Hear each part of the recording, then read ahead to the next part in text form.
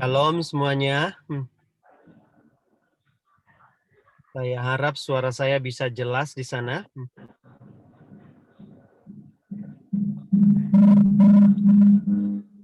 Oke, mungkin tolong kasih izin saya buat share.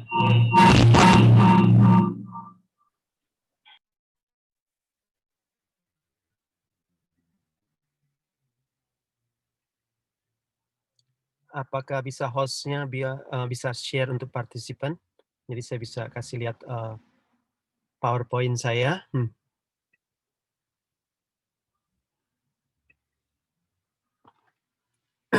Oke, pagi hari ini saya ingin menyampaikan tentang hikmat Allah untuk kita bisa memasuki tahun 2021.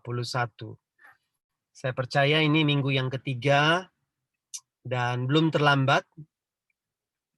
Dan saya berdoa supaya ini bisa menjadi berkat buat kita semua. Firman Tuhan kita terambil dari Efesus pasal yang kelima. Efesus pasal yang kelima ayat 15 sampai dengan ayat 16. Saya akan bacakan untuk setiap kita pagi hari ini. Supaya bisa menjadi berkat buat kita, kekuatan bagi kita semua. Oke. Ayat 15 bunyi demikian. Karena itu, perhatikanlah dengan seksama bagaimana kamu hidup. Janganlah seperti orang bebal, tetapi seperti orang arif. Dan pergunakanlah waktu yang ada, karena hari-hari ini adalah jahat. Demikianlah firman Tuhan. Nah, kitab ini ditulis oleh Rasul Paulus untuk jemaat di Efesus. Dan tentu kita harus belajar bahwa ini juga bisa dipergunakan untuk kita sebagai jemaat Kristus yang ada di zaman ini. Dan saya percaya apa yang akan kita belajar ini akan menjadi kekuatan bagi kita. Karena Rasul Paulus mengingatkan kita dengan kata perhatikanlah dengan seksama. Satu ayat yang sangat harus kita perhatikan karena ini merupakan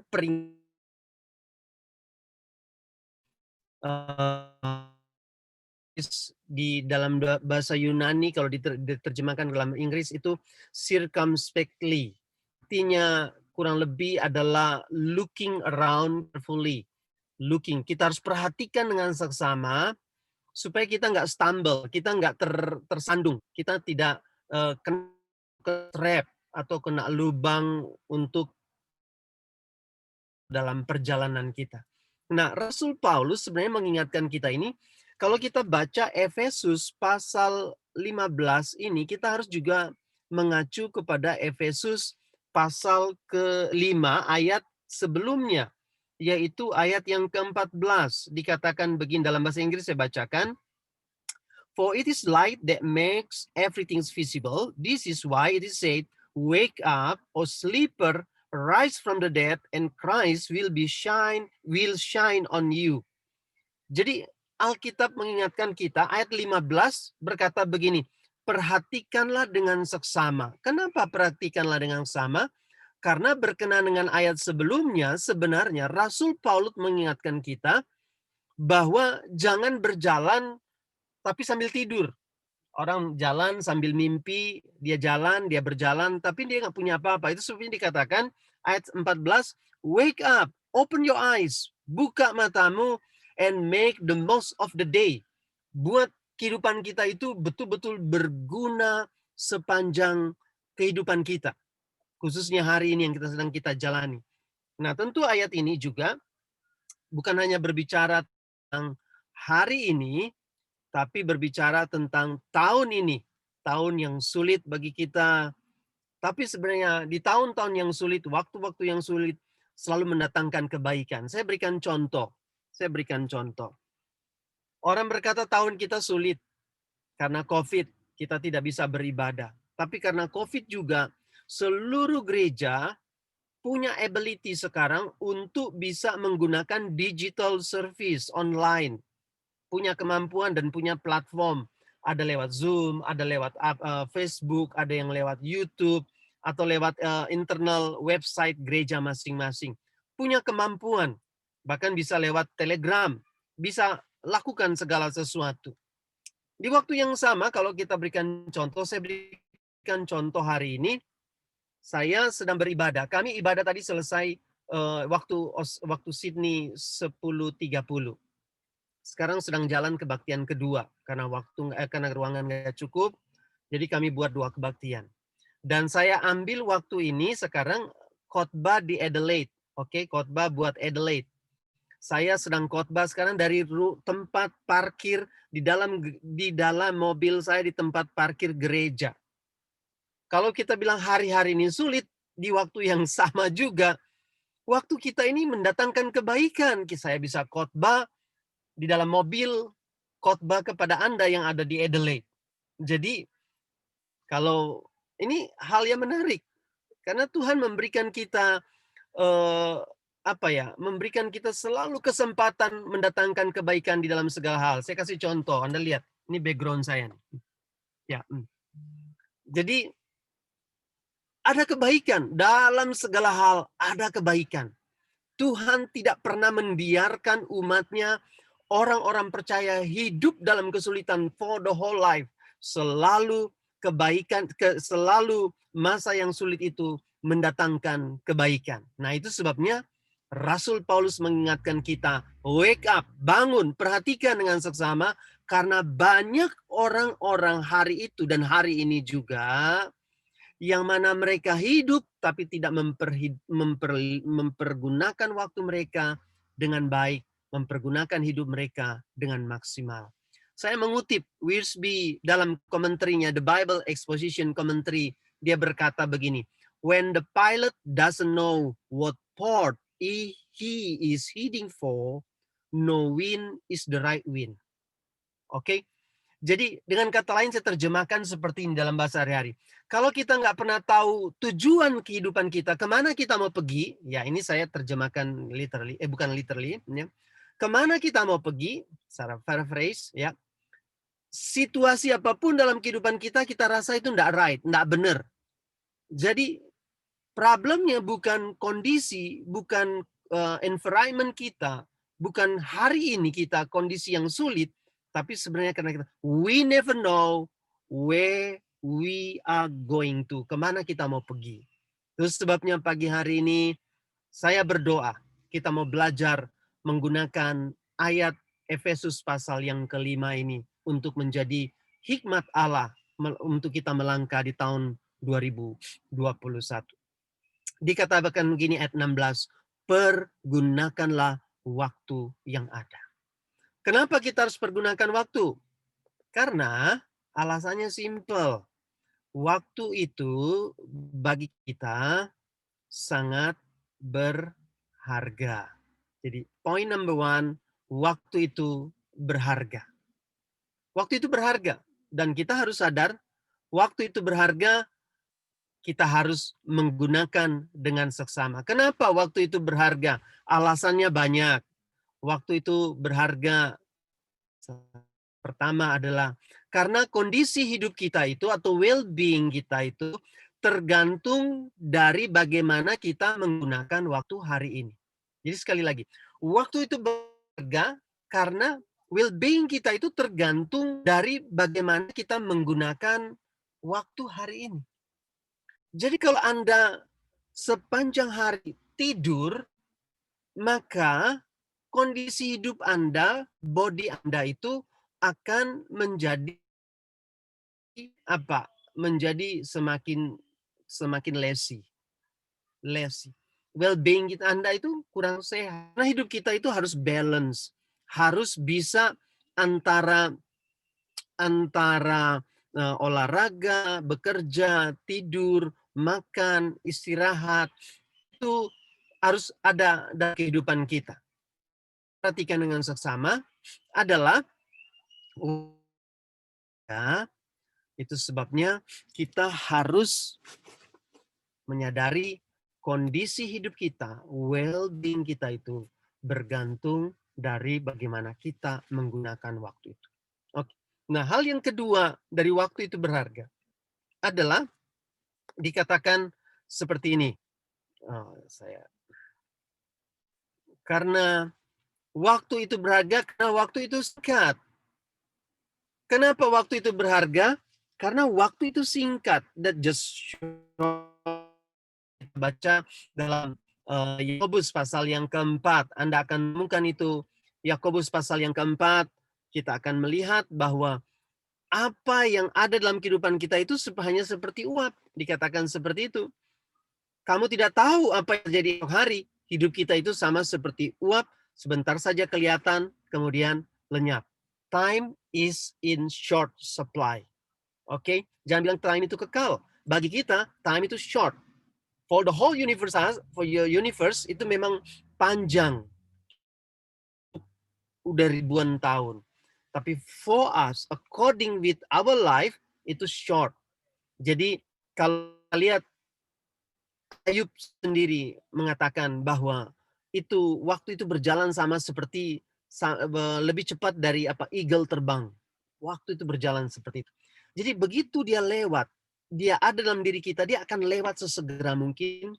Itu sebabnya kita harus mempergunakan waktu itu, ya. Kemudian kenapa Rasul Paulus bilang pergunakanlah waktu itu?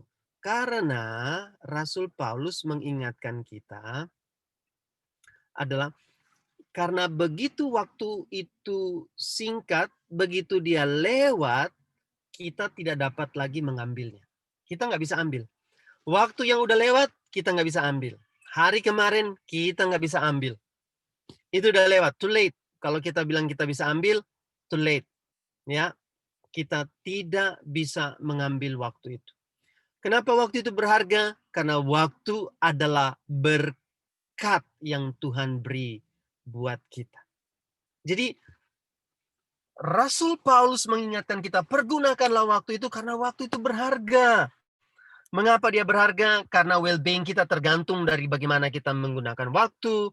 Kemudian karena waktu itu singkat. Dan kalau dia lewat, kita nggak bisa ambil lagi. Dan dikatakan waktu itu adalah berkat Tuhan yang diberikan kepada kita. Nah, jadi kita semua harus sadar ini. Untuk kita sadari, waktu itu ada diberikan buat kita. Sekali lagi, kalau Anda hari ini ingin meraih kekayaan, hari ini Anda ingin raih kekayaan, maka Anda akan lihat Anda bisa bekerja sepanjang waktu, sepanjang hari untuk mendapatkan kekayaan. Tapi kalau Anda punya anak dan Anda berjuang untuk mendapatkan kekayaan dengan mengorbankan waktu-waktu Anda dengan keluarga dan anak, setelah Anda berhasil 3, 4, atau 5 tahun kemudian, apa yang terjadi? Anda akan menghadapi realita bahwa waktu Anda dengan keluarga 5 tahun yang lalu tidak dapat Anda ambil lagi. Anak Anda sudah berubah usianya. Kalau tadinya membutuhkan Anda pada waktu teenager, pada waktu masih 10 tahun atau 12 tahun, begitu Anda sadar Anda sukses, anak Anda udah 17, 18 tahun, dia nggak butuh Anda lagi. Dia pengen berjalan dalam meraih apa mimpi yang dia punyai. Jadi, kita harus lakukan ini. Kita harus begitu lewat, kita nggak bisa. Wah, itu berharga bagi kita karena dia menjadi berkat yang Tuhan beri. Itu sebabnya kita harus waktu kita dengan seksama. Itu yang pertama, pergunakanlah waktu. Kenapa? Karena waktu itu berharga. Yang kedua, waktu itu bukan hanya berharga, tapi ternyata waktu itu adalah kesempatan. Jadi waktu adalah kesempatan.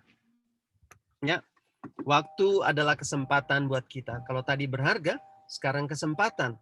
Kesempatan Anda harus tahu waktu itu dalam bahasa Yunani ada 2 kata yang dipakai. Satu kronos dan satu kairos. Kronos refers to chronological or sequential time. Bersifat kuantitatif. Jadi kronos itu Itu kronologi, kata yang pakai kita kronologi atau kita pakai jam tangan itu, ya. Kita waktu itu berjalan terus, nah itu kronologi. Itu sequential time, ya, kuantitatif.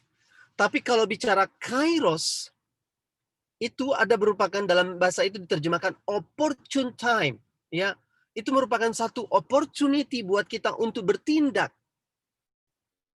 di dalam waktu kronos itu. Di dalam waktu kronos itu, kita punya opportunity dan kita lakukan dan bersifat kualitatif, nah itu kairos. Jadi, Bapak Ibu Saudara sekalian, waktu itu adalah kesempatan buat kita. Waktu itu adalah kesempatan. Kesempatan untuk apa? Kesempatan untuk berbuat baik. Kesempatan untuk berbuat baik. Kesempatan ini penting. Kesempatan untuk berbuat baik, kita berbuat baik buat orang lain. Ya, oke. Kita berbuat baik untuk menolong orang lain. Kita berbuat baik untuk bisa menjadi berkat bagi orang lain. Kita berbuat baik supaya nama Tuhan dipermuliakan. Kita berbuat baik supaya orang bisa melihat kita adalah murid Yesus. Itu bisa terjadi. Ya, itu kita lakukan, itu kesempatan kita berbuat baik.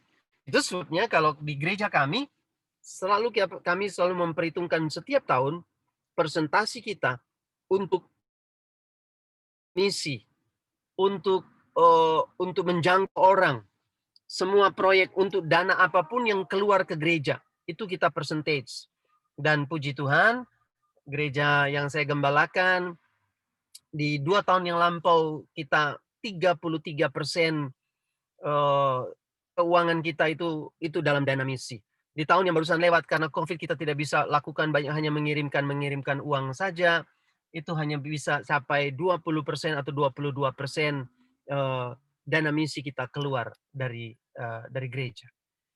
Jadi kita harus lihat itu kesempatan untuk that's good, kita perlu. Tapi di waktu yang sama saja kita harus sadar bahwa ini adalah kesempatan untuk kita juga berbalik kepada Allah.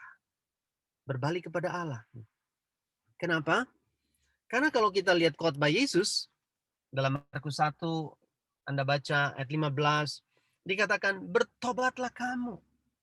Bertobatlah kamu. Itu khotbah Yesus yang pertama adalah bertobatlah kamu. Bertobatlah karena kerajaan Allah sudah dekat. Nah, Yesus aja khotbah perdana dia adalah tentang pertobatan. Kita harus sadar ini adalah kesempatan bagi kita untuk bisa berbalik kepada Allah sebagai anak-anak Allah. Kita harus sadar bahwa ini yang akan terjadi bagi kita. Berbalik kepada Allah. Karena hanya dialah tempat kita berpaling. Masa sulit, masa yang berat, hanya dialah tempat kita berpaling. Oke, saya poinnya nomor 3. Karena saya akan panjang nomor 3, makanya 1, 2 saya banyak skip. Poin nomor 3, saya ingin supaya kita belajar. Kita lihat apa. Waktu itu adalah kesempatan, dan kemudian kita lihat di sini, waktu harus ditebus. Pertama, waktu itu berharga. Kedua, waktu itu adalah kesempatan. Ketiga, waktu itu harus ditebus. Nah, bagaimana kita harus tebus? Kita baca, ya. Dalam Yoel pasal yang kedua ayat 25, dikatakan Allah dapat merestorasi tahun-tahun yang hilang. Ini ceritanya simple. Ya, Anda boleh tulis dulu ini supaya saya bisa kembali ke mau ceritakan tentang Yoel pasal yang kedua. Jadi Yoel pasal 2 adalah bangsa Israel sudah 4 tahun mengalami masa yang sulit. Belalang pelahap datang menghancurkan semua panen mereka. Tidak ada panen yang tersedia. Semua hancur. Selama 4 tahun, setiap panen datang belalang, datang hama. Dan itu terjadi pada mereka. Apa yang terjadi? Ayat Yoel pasal 2 berkata, kemudian mereka berseru. Ini berkenaan dengan poin yang nomor 2 tadi, berbalik kepada Allah. Mereka berkata, bertobat kepada Allah. Mari kita bertobat, kita berbalik kepada Allah. Supaya Dia bisa menolong kita. Apa yang terjadi? Begitu seluruh bangsa Israel berbalik, yang terjadi adalah pemulihan, restorasi. Nah, kata pemulihan, restorasi ini dipakai di dalam perjanjian lama, dipakai sedemikian rupa banyak untuk mengingatkan kita bahwa Allah itu adalah master, Dia mampu merestorasi kita.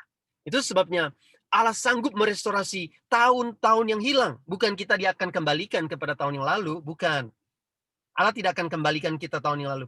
Tapi setiap hal yang hilang dalam diri kita itu dapat dikembalikan oleh Allah. Dia bisa tahun-tahun yang hilang, waktu-waktu yang hilang dapat di-restore kembali. Dengan cara bagaimana? Dengan kita bertobat, membangun hubungan kembali dengan Allah.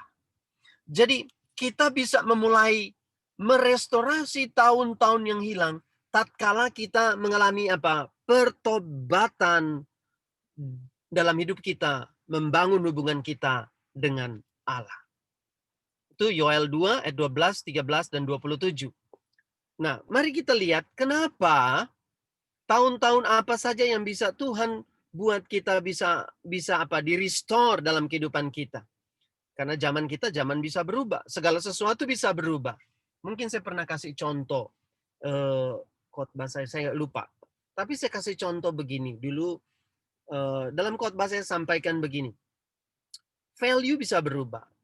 Nilai kekayaan, saya kasih contoh adalah zaman dulu tahun 1900 lah, awal-awal tahun 1940, 30, 50, 60 lah. Orang kalau disebut orang kaya adalah kalau orang semua punya kuda pada waktu itu, kemana-mana pakai kuda. Begitu orang kaya, maka dia akan punya mobil. Betul nggak? Ya, orang kaya pada zaman itu punya mobil.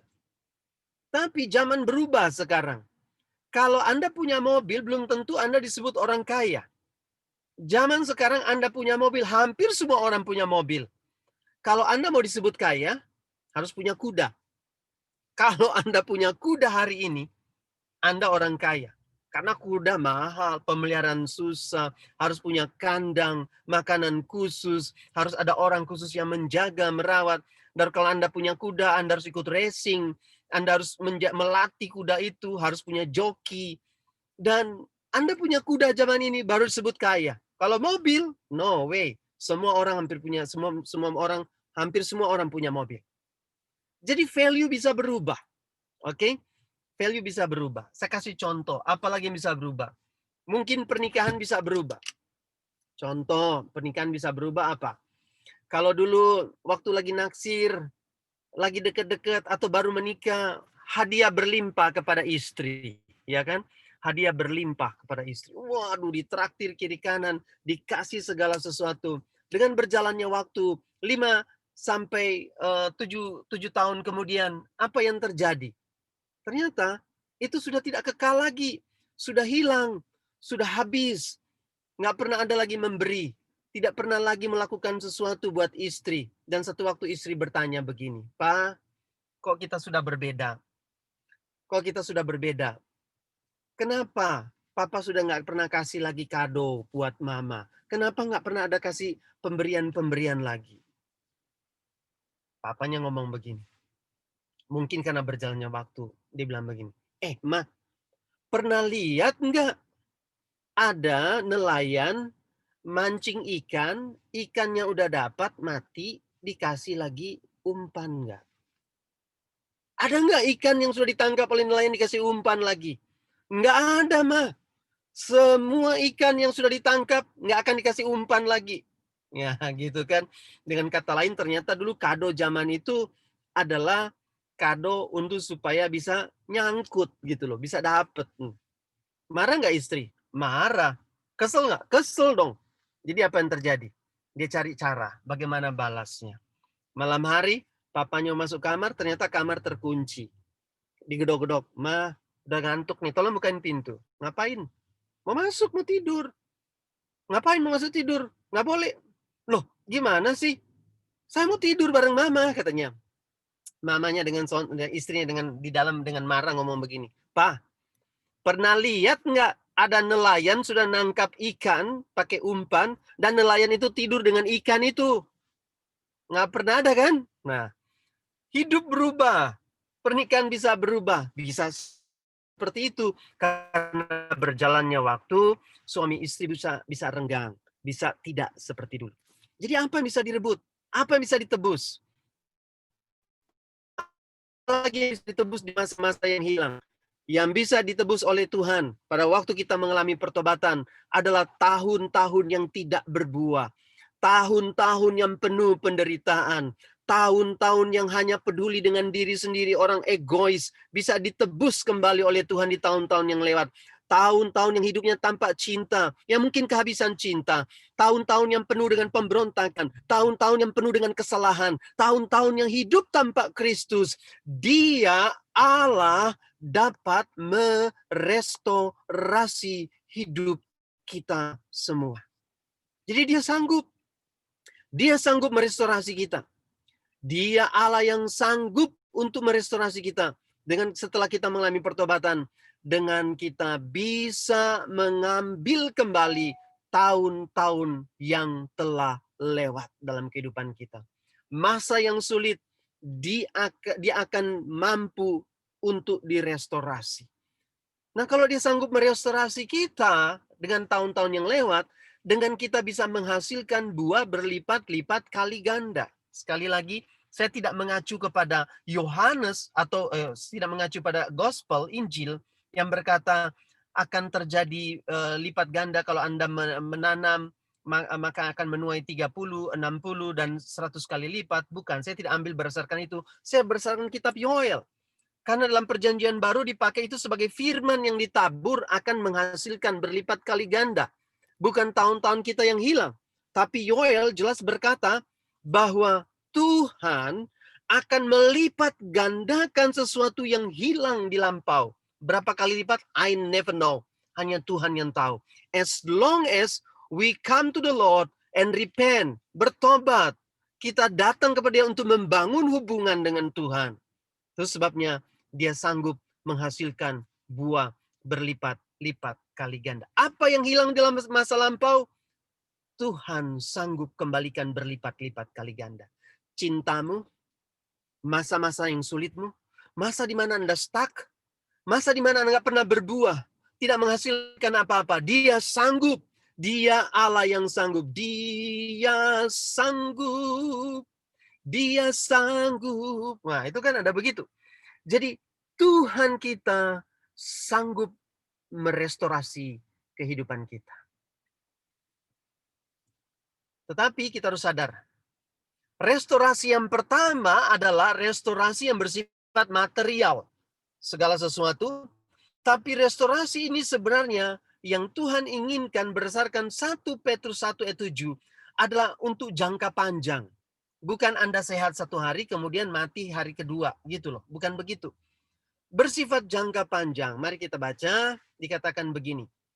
Maksudnya semuanya itu ialah untuk membuktikan kemurnian imanmu yang jauh lebih tinggi nilainya daripada emas yang fana, yang diuji kemurnian dengan api, sehingga kamu memperoleh puji-pujian dan kemuliaan kehormatan pada hari Yesus Kristus menyatakan dirinya. Jadi, Rasul Paulus mengingatkan Petrus mengingatkan kita lagi bahwa ada hal yang lebih penting, yang jauh lebih tinggi nilainya daripada emas yang fana, emas, perak, tembaga, segala sesuatu yang materi kita punya, yaitu adalah iman kita. Iman kita itu yang ingin Tuhan restore. Jadi segala sesuatu akan direstorasi, tapi yang Tuhan mau pertama adalah iman kita lah yang harus direstorasi. Karena dengan iman kita ini direstorasi, maka yang terjadi adalah pemulihan segala sesuatu. Hidup keluargamu, hidup finansialmu, hidup karirmu, hidup relationmu, kasihmu, cintamu, masa-masa yang sulit itu dapat ditebus oleh Allah. Jadi kita semua belajar siang hari ini. Bahwa Tuhan sanggup restorasi kita. Nggak peduli tahun 2020 Anda banyak gagal. Nggak peduli tahun 2020 Anda mengalami stagnasi karena kerja dari rumah. Atau secara finansial Anda mengalami kolaps. Relationship Anda dengan istri atau dengan keluarga, dengan orang tua dan anak kolaps. Stuck. Saya mau beritahu, this is the time. Pergunakanlah waktumu dengan penuh hikmat dari Allah. Pergunakan waktu itu karena itu kesempatan buat baik. Tetapi lebih dari segalanya, waktu ini kita pergunakan untuk apa? Berbalik kepada Allah supaya iman kita dibangkitkan, dipulihkan, dan kita masuki tahun 2021 dengan keyakinan, kepastian bahwa Allah tidak akan pernah meninggalkan kita. Dia sanggup menolong kita, dia sanggup membebaskan kita, dia sanggup memberikan mujizat buat kita. Dia sanggup membuat kita dari ketidakmungkinan menjadi mungkin. Sakit penyakit disembuhkan, dipulihkan karena Dia Allah yang sanggup. Itu sebabnya tahun 2021 mari kita masuk dalam anugerah Allah bersama dengan Dia. Tidak ada yang mustahil. Allah sanggup. Allah sanggup. Tuhan Yesus memberkati. Mari kita berdoa. Bapa, di dalam nama Tuhan Yesus, hamba berdoa supaya tahun ini kami punya hikmat mempergunakan waktu kami, baik secara kronos maupun secara kairos, baik secara kronologikal maupun secara sekuensial yang Tuhan secara kualitatif untuk kami bisa melakukan tindakan mendatangkan kebaikan untuk berbuat baik kepada semua orang dan semakin dekat kepada Tuhan. Hamba berdoa memberkati jemaat yang ada di Adelaide, seluruh jemaat Glow. Tuhan menolong mereka, menguatkan mereka. Setiap keluarga yang dalam masa sulit, setiap mereka yang dalam mengalami masa-masa yang dikatakan berat yang mereka lalui, di dalam nama Yesus. Kalau ada pagi hari ini, mereka sedang bersama dengan hamba-Mu pagi hari ini. Engkau letakkan tangan kananmu di dadamu. Bersama saya akan berdoa kepadamu. Tuhan Yesus, Engkau melihat setiap mereka meletakkan tangan kanan mereka di dada mereka masing-masing. Tuhan, Engkau Allah yang sanggup melakukan segala sesuatu. Aku percayakan hidup mereka dalam tangan Tuhan. Tebus hidup mereka dalam nama-Nya. Tebus masa-masa yang hilang. Dan Engkau Allah yang sanggup membuat restorasi dalam hidup mereka. Biarlah iman mereka dibangkitkan. Kuasa Allah turun atas kehidupan mereka. Mengalir dan memberkati hidup mereka, memampukan mereka berjalan dalam kebenaran iman-Mu. Terima kasih Tuhan, hamba-Mu berdoa, terpujilah Engkau. Haleluya. Amin. Amin. Tuhan Yesus memberkati.